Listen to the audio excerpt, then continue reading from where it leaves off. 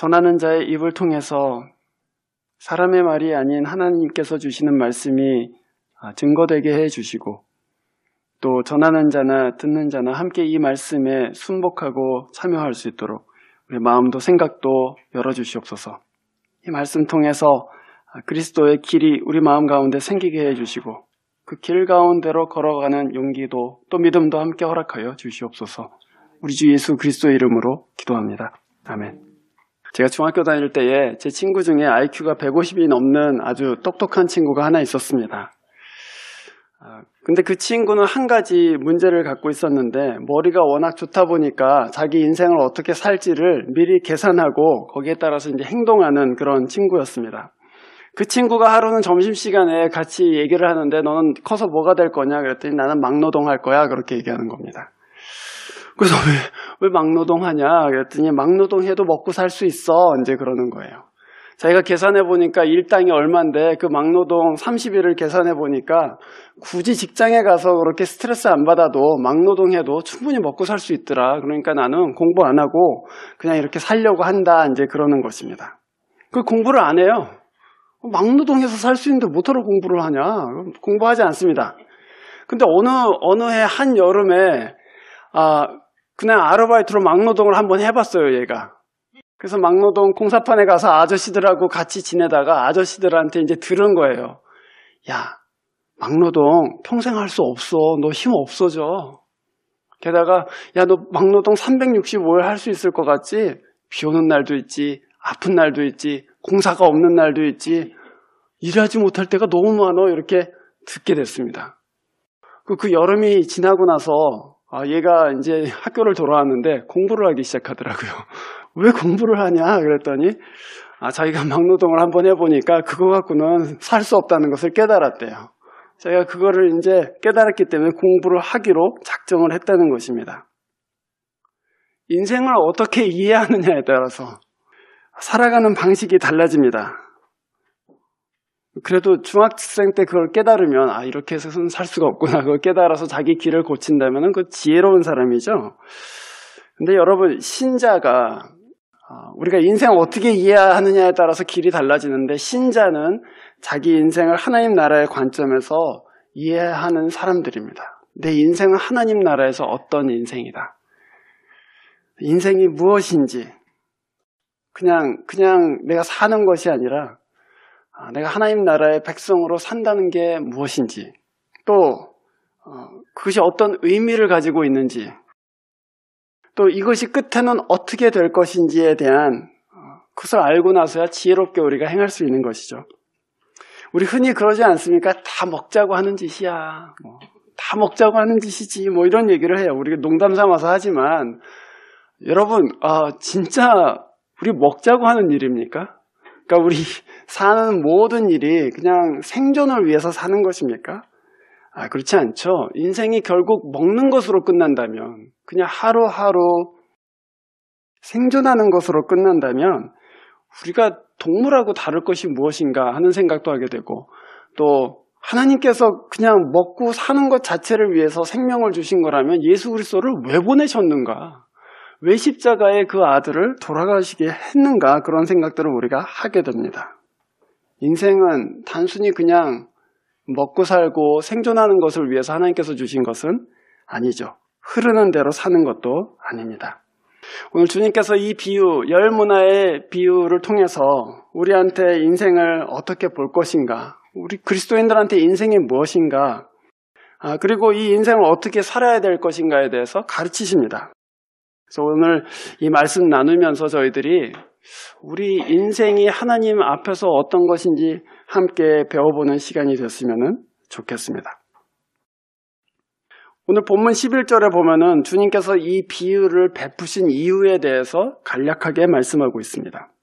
사람들이 당장 하나님 나라가 이룰 줄로 생각했기 때문에 이 비유를 베풀었다 그렇게 말씀했습니다. 예수님께서 예루살렘을 향해서 가고 계십니다. 그리고 예수님 주변에 있는 사람들은 예수님이 메시아라는 것을 알고 있습니다. 그래서 이분이 예루살렘으로 가면 이제 메시아가 자기 도시에 입성하는 것이니까 이제 하나님의 나라가 완전히 와서 다 끝날 거야 이렇게 생각하고 있습니다. 그런데 주님께서는 이 비유를 하시면서 이 비유에서 어떤 귀족 출신의 어떤 사람이 왕위를 받으려고 먼 나라로 갔다가 돌아오는 비유를 하십니다. 말하자면 너희들은 지금 내가 예루살렘에 들어가면 하나님의 나라가 당장에 임할 줄로 생각하지만 사실은 그게 아니다. 하나님의 나라는 지연돼 있다. 딜레이 될 것이다. 그리고 너희들은 마치 이 10문화, 한 문화씩을 받은 종들과 같이 내가 아버지께로 갔다가 다시 돌아올 때까지 너희들은 너희 인생을 살 것이다. 그렇게 얘기하는 것이죠. 그 한 문화를 가지고 사는 것이 바로 너희 인생이다. 그 얘기를 오늘 이 비유에서 하는 것입니다. 그래서 이 비유는 사실은 예수님께서 십자가에 달려 돌아가시고 승천하신 후에 다시 돌아오실 때까지, 그때가 우리가 사는 인생의 기간이잖아요. 그 인생의 기간이 어떤 것인지 또 어떻게 살아야 되는지를 우리에게 알려주는 그런 비유이죠.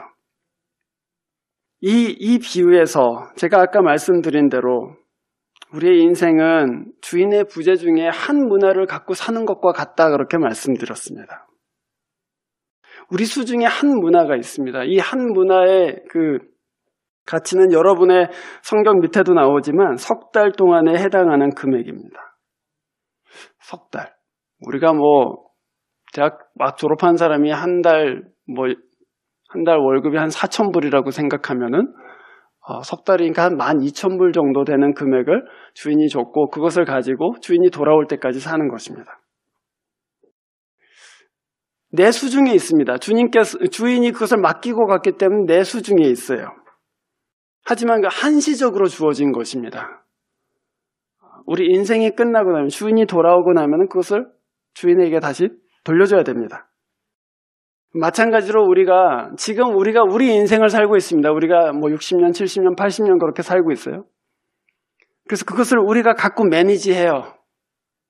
하나님께서 주신 것이다라고 고백하면서 매니지하지만 여러분, 이 인생은 하나님께서 주신 것입니다. 맡기신 것입니다. 예수님께서 다시 돌아오시면 그러면 우리가 그 인생을 가지고 한 일들을 주님께 다시 돌려드릴 것입니다. 우리 것이 아니에요, 사실은. 우리 것처럼 사용하고 있어요. 우리 것처럼 우리가 계획도 하고 매니지도 하고 이렇게 살아야지 저렇게 살아야지 하고 계획도 세우고 하고 있지만 결국에는 예수님께서 다시 돌아오시면은 우리 이 인생 전체를 하나님, 주님께서 맡기신 것 다시 가지고 가시면 됩니다 하고서는 돌려드리게 될 거예요. 그것을 잊지 마십시오. 내 인생은 완전히 내 수중에 있고 내 자유 안에 있지만 이건 맡겨진 것이다라는 것을 잊지 마십시오. 하나님은 우리에게 어떤 목적을 가지고 인생을 주셨습니다. 13절에 보면은 주인이 종들에게 불러서 한 문화씩을 주면서 이렇게 얘기합니다. 내가 올 때까지 이것으로 장사를 하여라. 그렇게 딱 목적을 줬어요. 이거 갖고 그냥 펑펑 파티하면서 쓰는 것도 아니고, 이거 어디 자선단체에다 기부하는 것도 아니고, 이걸 가지고 장사를 해라. 이걸 가지고 매니지해라. 이걸 갖고 경영해라. 그렇게 얘기했어요. 내 인생을 가지고 무엇을 하는가는 다 우리한테 달려 있습니다. 하나님께서 우리 대학생들이 가끔 가다가 저한테 와서 이제 그렇게 물어요. 주님이 제가 의대 가서 의사가 되는 게 하나님의 뜻일까요? 아닐까요? 대학원에 진학하는 것이 하나님의 뜻일까요? 아닐까요? 그러고 물어봐요. 제가 어떻게 알아요, 그거를? 그쵸? 제가 어떻게 알아요? 근데 제가 거기에 대해서 그거 하나님의 뜻이다, 아니다, 그렇게 대답하지 않습니다. 하나님이 너한테 자유를 주셨다. 하나님이 너를 여기까지 인도해 주시고, 여기까지 공부하게 해 주시고, 너한테 수많은 그런 기회들을 앞에다 열어두셨는데, 물론 네가 하나님 앞에서 어디로 갈까요? 라고 묻는 거는 맞는 일이지만, 그러나 네 결정이 진짜 이게 하나님의 뜻이냐 아니냐 이런 거 갖고 너무 오랫동안 씨름하지 마라. 하나님을 위해서 살겠다고 마음이 있으면 네가 무엇을 하든지 상관없다. 네가 의사가 되건 네가 장사를 하건 네가 엔지니어가 되건 그렇게 중요하지 않다. 네 마음이 하나님을 향해서 있는가, 그것이 중요하다. 그렇게 대답해 줍니다. 그게 주님께서 하시는 말씀이죠. 종들한테 이 한 문화를 가지고 어떻게 사용해라 구체적으로 말씀하시지 않습니다. 이걸 가지고 네가 알아서 해봐라. 이렇게 말씀하시죠. 우리한테 자유가 있습니다. 그런데 또 한편으로는 우리한테 자유가 있지만 이것은 주인의 것이기 때문에 이거 굉장히 우리가 자유 가운데 사용하지만 동시에 이거 퍼블릭합니다. 공적이에요. 우리의 인생이 내가 다 매니지할 수 있지만 동시에 이 인생을 가지고 하는 일들은 하나님 앞에서 하는 것들입니다. 퍼블릭합니다. 나만 갖고 있는 것이 아니에요. 하나님도 보고 계시고 하나님께서 어떻게 하고 있구나라고 보고 계시는 것입니다.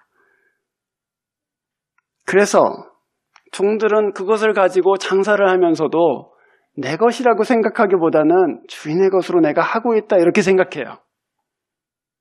그게 우리가 인생을 살아가는 방식입니다, 여러분. 나한테 맡기셨지만 완전히 내 것이 아니다. 하나님의 것이다. 이 시간도 하나님의 것이고 주신 이 재물도 하나님의 것이고 이 기회도 하나님의 것이다. 그렇게 생각하면서 이 인생을 살아가게 됩니다. 근데 여러분, 우리가 만약에 이게 내게 아니고 이게 하나님께서 주신 것이다, 하나님께서 맡기신 것이다 이렇게 생각하기 시작하면은 여러분, 역설적이게도 여러분 인생에 대해서 훨씬 더 소중하게 느끼시게 됩니다. 내 거라고 생각하면 에이, 나 혼자 죽으면 되지 뭐 그래요. 에이씨, 내 인생인데 내가 그냥 내가 망가뜨리겠다는데 누가 뭐라고 할 거야. 그렇게 생각해요. 여러분, 마음이 낙심될 때 에이, 될 대로 되라 그러잖아요. 근데 여러분, 자식이라도 하나 딸려 있으면 될 대로 되라 할 수 있어요? 그럴 수 없습니다. 내가 자식이 있으면, 나한테 주어진 자식이 있으면 이 녀석 봐서라도 내가 살아야지. 이렇게 주저앉으면 안 되지. 그러고서는 아이를 보면서 내 인생에 주어진 것들을 보면서 이거 내가 선택한 게 아니고 주어졌단 말이에요. 그래서 이렇게 살면 안 되지. 그리고 자기 인생을 소중하게 생각하기 시작해요. 거기에 more responsibility가 있어요. 하나님, 저한테 이 인생을 맡겨주셔서 감사합니다. 그러고서는 이 인생 낙심되는 일이 있을 때 주저앉으려고 하지 않습니다. 하나님께서 주신 것인데 망가뜨리면 안 된다. 그 마음이 있어요. 이거 내게 아니기 때문에, 완전히 나한테 속한 것이기 때문에, 속한 것이 아니기 때문에 그냥 놔버려서는 안 된다. 하나님께서 주신 거니까 잘 가꿔야 된다는 마음이 우리 가운데 생기게 됩니다.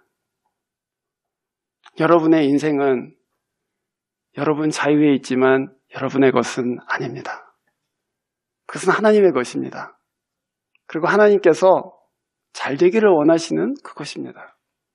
그걸 가지고 여러분 하나님 앞에서 사시기를 바랍니다. 주인께서는 이 종들한테 한 문화씩을 주면서 가서 장사를 해라. 그러고서는 돌아오셔서는 자, 어떻게 됐는지 보자. 그러고는 종들을 다 불렀습니다. 그런데 여러분, 종들이 왔을 때 야, 잘했다. 그러고 칭찬해 주시면서 한 문화를 가지고 10문화를 만든 그 종한테 이렇게 얘기합니다. 17절 말씀이죠. 잘했다. 네가 아주 작은 일에 신실했으니까 10곡을 다스리는 권세를 차지해라. 그랬습니다. 한 문화가 아까 12,000불 정도 된다고 말씀드렸습니다. 12,000불 갖고 장사를 해서 잘 프로핏을 냈는데, 그러고 나서 주인이 와서는 이 종인데 이 종을 말하자면 프린스로 만들었습니다.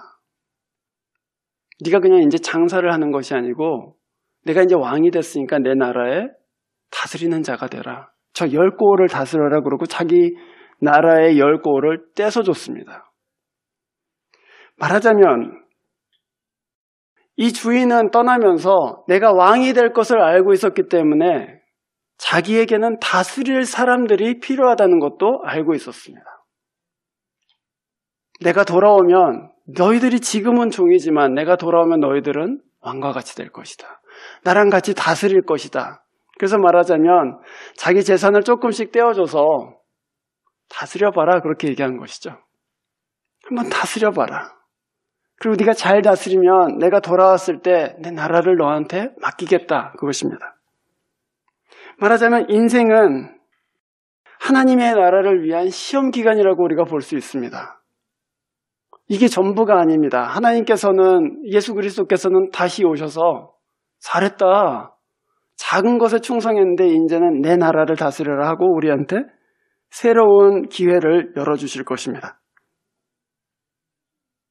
우리는 어떤 때 우리의 인생이 굉장히 찌질하다고 느껴집니다. 그렇잖아요? 내가 옛날에는 꿈도 있었고, 난 옛날에 꿈이 대통령이었고, 제너럴이었고, 막 그랬는데, 아인슈타인 되는 게 꿈이었는데, 나는 지금, 물리학에서 지금 C를 간신히 넘기고 있고, 대학원에 갈지 안 갈지도 모르겠고, 점점 아인슈타인은, 눈 밖에서 멀어지고, 그러면서 내 인생이 너무나 초라하게 느껴지고, 찌그러진 것 같은 그런 느낌이 들 때가 있습니다. 내 손에 있는 것이 내가 원했던 그런 큰 것이 아니고 그냥 너무 하잘것없는 것처럼 보일 때가 분명히 있습니다. 내 인생이 내 생각보다 너무 초라하다라고 생각될 때가 있으실 것입니다. 그런데 여러분, 주님께서 우리한테 주신 그 한 문화, 12,000불밖에 안 되는 그 한 문화, 그걸 가지고 하나님께서는 보고 계시는 거예요. 그 초라한 것을 가지고 뭘 하나, 그 조그만 거 가지고 뭘 하나 보고 계시는 것입니다. 여러분, 12,000불 갖고 10배로 튀겨봐야 얼마입니까? 12만 불입니다. 그 사실 별것 아니죠. 그 별것 아니면 큰 재산이라고 하기 어렵습니다, 사실. 그 12,000불 갖고 12만 불 만들었네. 그걸로 끝이에요, 여러분. 그 별거 아닙니다. 하지만 하나님께서는 이 작은 것에 충성했다면 내 나라를 맡길만 하다 하고서는 바꿔주시는 것입니다. 물론 여러분, 우리가 인생을 살다 보면 생각보다 굉장히 많은 어려움들과 도전들이 있습니다. 그래서 막 선을 행하고 싶은데 선을 행하기가 참 어려울 때도 생기고, 또 하나님 앞에서 믿음을 지키고 살고 싶은데 굉장히 많은 도전이 오기도 합니다. 그러나 여러분, 이렇게 생각해 보시면 어떻겠습니까? 여러분, 어려움이 없이 어떻게 인내의 열매를 맺을 수가 있겠습니까? 이 사람이 인내의 열매를 맺으려면 반드시 어려움이 와야 되는 것이죠. 어려움을 통과해야지만 인내의 열매들이 맺혀집니다. 여러분, 우리는 다 사랑을 얘기합니다. 예수님이 형제를 사랑하라고 했다고. 근데 여러분, 만약에 이 방 안에 있는 분들이 다 천사와 같은 분들이라면 너무 사랑하기가 쉽죠, 그렇죠? 사랑을 훈련할 방법이 없어요, 사실은. 다 너무 천사가 같네. 그냥 사랑할 만하네. 하지만 언제 진짜 사랑의 열매가 맺혀져요? 원수가 있을 때입니다. 나랑 맞지 않는 사람이 있을 때입니다. 내가 참아야지만 되는 사람들이 있을 때, 내가 정말 미워할 수밖에 없는 사람이 있을 때에만 내가 진짜 사랑이 부족하구나 그러고서는 사랑의 열매를 맺을 수가 있는 거예요. 언제 진짜 이 사람 안에 소망의 열매들이 생깁니까? 낙심될 때죠. 낙심이 찾아올 때입니다. 낙심되는 상황들이 올 때 그냥 주저앉으면 나 진짜 소망이 없구나, 내 마음에 진짜 이 뿌리가 없구나 하고 보게 되고, 하나님 안에서 내가 소망 가져야지. 낙심의 시간들을 통과해서 소망의 열매들을 맺게 되는 것입니다. 모세는 지면의 모든 사람보다 온유하다고 했어요, 여러분. 근데 온유함이 그냥 길러지는 것이 아니죠. 온유함이 어떻게 길러집니까? 짜증나는 사람들이 옆에 있을 때 온유함이 길러집니다. 네. 왜 이렇게 짜증나게 하냐. 짜증나게 하는 사람들이 옆에 있는데, 같이 짜증을 내고 있으면 온유한 사람이 절대로 될 수가 없겠죠. 옆에서 짜증을 내고 있어도 참아주고 또 받아주고 하면서 온유함의 열매들이 길러지는 것입니다. 그것이 우리 인생이 우리가 흔히 찌질하다고 생각하는 그 이유입니다. 왜 이렇게 그냥 한 번에 하나님의 나라가 확 임해서 다 사랑하고 다 소망이 가득하고 다 굳게 서고 할 것 같은데 그렇지 않아요. 굉장히 더디게, 마치 이 달팽이가 걸어가는 것처럼 굉장히 더디게 가면서 우리가 하나 둘씩 알아가고 열매를 맺어갑니다. 여러분이 아시는 분은 아시겠지만 대한민국의 양궁팀은 세계 최강이라고 합니다. 올림픽에 나가면은 그냥 다 금메달을 휩쓰는 게 대한민국의 양궁팀이죠.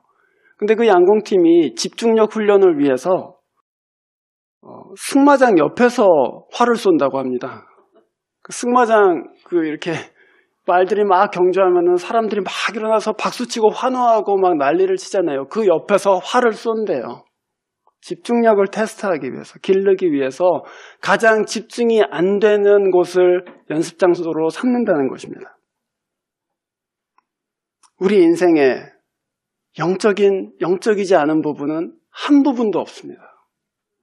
한 부분도 없어요, 사실은. 우리가 그냥 너무나도 그냥 작은 일들, 밥 먹고 사는 일조차도 하나님 눈에는 다 영적인 일들입니다. 하나님의 나라를 살아가는 시민으로서 준비되고 또 그 나라의 열매를 맺어가는 과정인 것이죠. 그래서 여러분, 예수님께서 우리에게 베푸신 이 비유는 몇 가지의 기쁜 소식을 이 안에 이미 포함하고 있습니다. 우리 인생이 이것으로 끝이 아니다라는 것입니다. 이렇게 살아서 돈 벌고 애 잘 키우고 하면 뭐 하나 그런 생각이 분명히 드실 것입니다. 이렇게 씨름하는 게 무슨 의미가 있나 그런 생각이 분명히 중년 언젠가는 드실 거예요. 그러나 복음은 우리한테 이게 끝이 아니다라고 얘기해요. 이 삶이 끝이 아니다. 이 삶이 끝나는 그때에 주께서 오셔서 우리가 생각지도 못한 하나님의 나라에 우리를 참여시켜 주실 것이다. 구원은 다만 하나님 나라에 들어가는 것이 아닙니다. 구원은 하나님의 나라에 시민으로서 살기 시작하고 그 다스림에 참여하기 시작하는 것입니다. 여러분, 우리가 이 세대에서는 뿌린 대로 거두는 것도 참 어렵습니다. 애써서 공부하고 했는데 실패할 때도 있고, 관계를 잘 만들려고 시간을 들이고 노력을 들였는데도 불구하고 틀어지기도 하고, 또 이 시험에 통과하기 위해서 막 열심히 공부했는데 그날 배가 아파갖고는 하필이면 그래서 시험을 망치기도 합니다. 뿌린 대로 거두지 못할 때도 상당히 많아요. 근데 제가 아까 말씀드렸듯이 그런 어려움들 통해서 우리 안에 하나님 나라의 시민의, 하나님 나라의 다스리는 자로서 온유함도 생기고 소망도 생기고 또 사랑도 생기고 인내도 생깁니다. 그러나 그 나라가 우리 이 땅 가운데 임하면, 하나님의 나라가 이 땅 가운데 임하면 그때는 뿌리는 대로 거둘 거예요. 그때 땅은 우리가 수고한 대로 우리에게 그 열매를 줄 거예요. 거기에 하나님 나라에 반대하는 세력이 없기 때문에, 그 땅에 우리의 수고를 좌절시키는 세력들이 없어지기 때문에 그때는 우리가 뿌린 대로 거둘 거예요. 우리가 수고한 대로 지어질 거예요. 이 땅에서는 우리가 연구한 것에 대한 그런 절망도 있고, 왜 안 될까 하는 절망도 있고, 우리가 노력한 만큼 아이들이 잘 자라지 않는 그런 어려움도 있고, 또 우리가 지은 것이 허물어지는 어려움도 있지만, 그 나라가 임하면 하나님께서는 우리의 수고를 헛되지 않게 해주실 것입니다. 그것이 우리에게 약속된 하나님의 나라의 복음입니다. 어쩌면 이 땅의 삶이 하나님의 나라에 비하면 하찮게 보일 수 있습니다. 17절에 보면 주인이 종들이 자기가 번 것들을 갖고 왔을 때 이렇게 얘기했습니다. 착한 종아, 네가 아주 작은 일에 신실하였으니, 아주 작은 일에 신실했다 그렇게 얘기했어요. 말하자면 우리의 인생은 하나님 보시기에 사실은 아주 작은 일입니다. 우리한테는 굉장히 큰데, 그렇죠? 이거 굉장히 죽고 사는 문제처럼 큰데 하나님 보실 때는 네가 앞으로 누릴 하나님의 나라의 삶에 비하면 이거는 정말 작은 것이다. 하지만 이 정말 작은 것에 충성되게 행했다면 그 나라에서 큰 자가 될 것이다. 그 얘기입니다.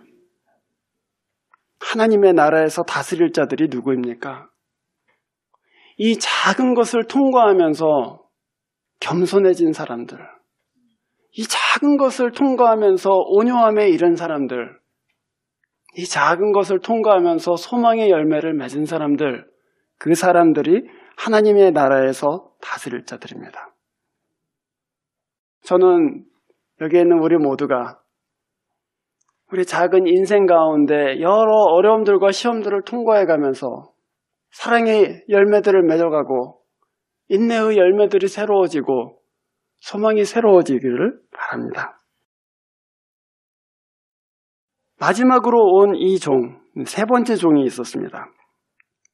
세 번째 종에 와서는 21절에서 그렇게 얘기합니다. 21절 번역이 저는 별로 썩 마음에 들진 않습니다.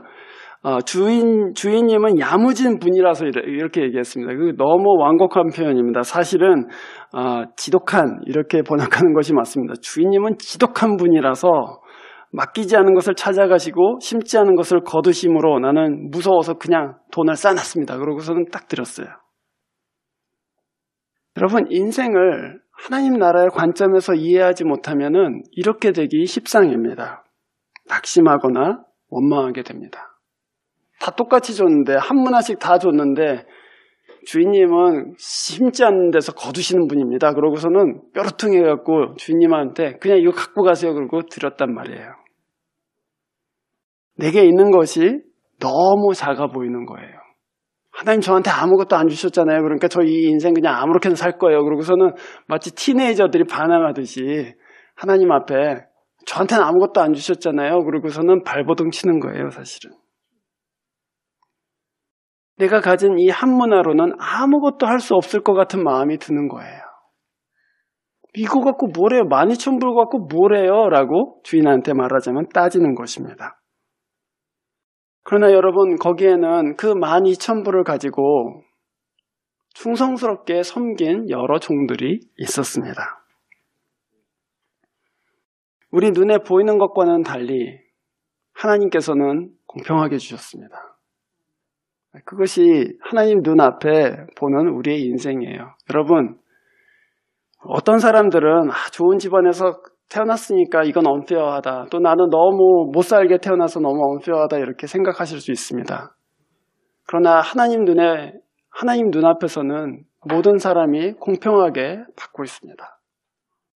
그거를 받아들일 때 하나님은 공평하게 주셨다.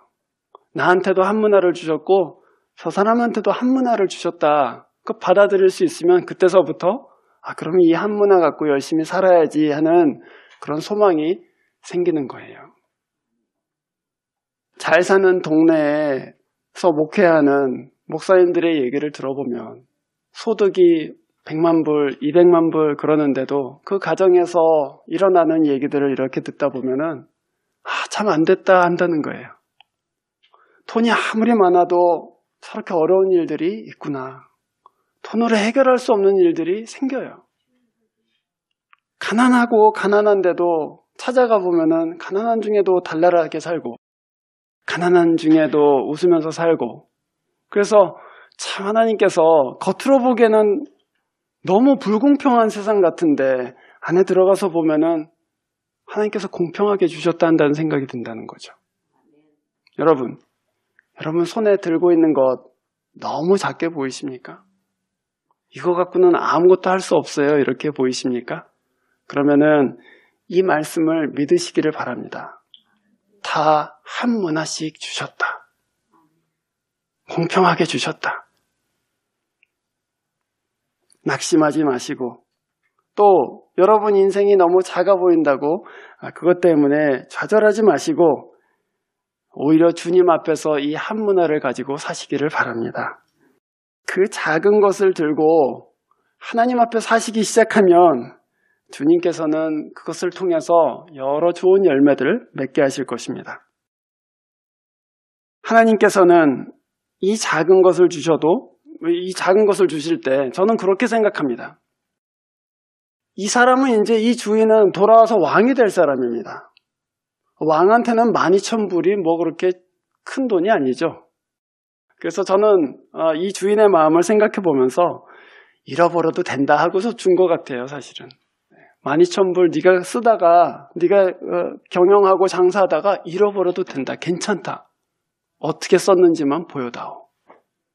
네가 나를 위해서 썼는지 열심히 이것을 갖고 진짜 하나님 나라 사용하듯이 그렇게 사용했는지 그것만 보여다오 하는 것 같아요.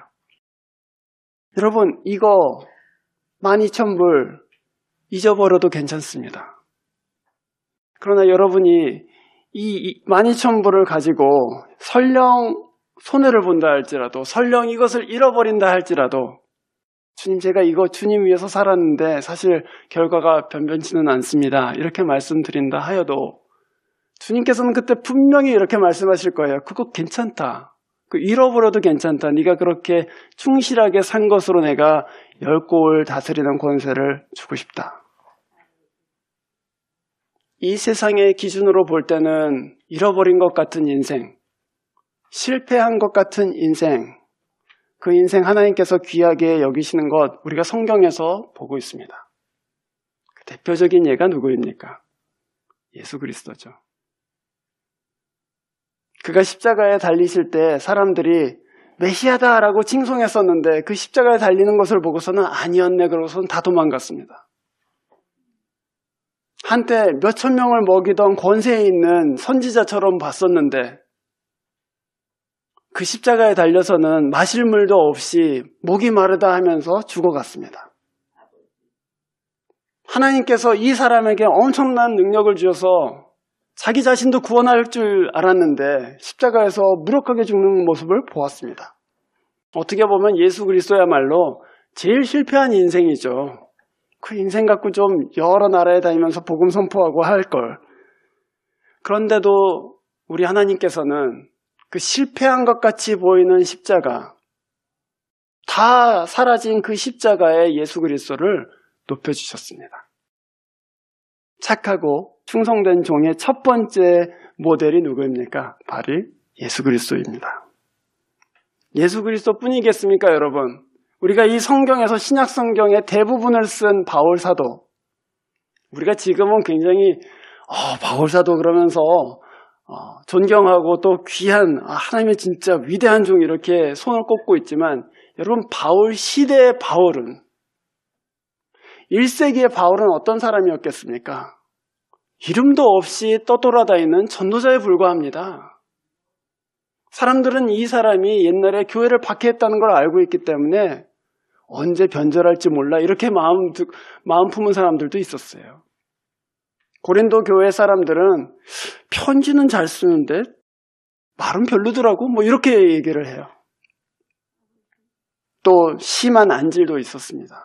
눈 잘 보이지 않았어요. 말년에는 아시아의 모든 사람이 나를 버렸다 그럴 정도로 아주 외로운 처지에 떨어졌습니다. 그러나 하나님께서는 그 실패한 것 같은 인생, 다 주님을 위해서 소진하긴 소진했으나 아무것도 남은 것 같지 않은 그 인생을 주께서는 높여주시고 우리가 지금 보고 있는 대로 위대한 사도 바울 이렇게 기억되도록 높여주셨습니다. 지난 주일에 제가 말씀드린 것처럼 우리 인생의 어떤 노력들은 열매를 맺지 못하는 것처럼 보일 수도 있습니다. 낭비되는 것처럼 보이기도 합니다. 하지만 여러분, 그것이 주님을 위한 것이었다면, 그것이 주님을 위해서 내 마음을 쏟아놓은 것이었다면 그 낭비는 반드시 하나님께서 갚아주십니다. 그것을 잊지 마세요. 주님은 여러분 손의 수고를 절대로 헛된 대로 돌려주시지 않습니다. 바울은 고린도전서 15장 58절에서 그래서 이렇게 마지막으로 권면했습니다. 제가 이 말씀을 읽어드리겠습니다. 견고하여 흔들리지 말고 더욱 주의 일에 힘쓰라. 이는 너희 수고가 주 안에서 헛되지 않은 줄을 알미니라. 여러분 손에 있는 작은 것, 별로 보잘것없이 생각되는 그 인생이라는 작은 것 가지고 하나님 앞에 드리십시오. 그 작은 것을 가지고 여러분에게 손에 주신 것으로 자유롭게 그거 하나님을 위해서 사용하십시오. 그러면 마지막에 우리 주님께서 다시 오실 때 잘했다 충성된 종아 그러시면서 여러분을 하나님 나라의 귀한 다스리는 자들로 세워주실 것입니다. 기도하겠습니다. 주님, 저희들에게 이 비유를 통해서 하나님 나라의 비밀을, 또 우리 인생에 대한 하나님 나라의 관점들을 가르쳐 주신 것을 감사드립니다. 하나님 아버지, 여기에 있는 믿음의 자녀들, 한 문화를 받은 종들로 충직하게 살 수 있도록 주님 도와주시고, 또 그 한 문화에 충성스럽게 일하시다가 십자가에 달리시고 온 백성 가운데 높아지신 예수 그리스도를 깊이 사모하고 그 뒤를 따를 수 있도록 믿음 허락하여 주시옵소서. 우리 주 예수 그리스도 이름으로 기도합니다. 아멘.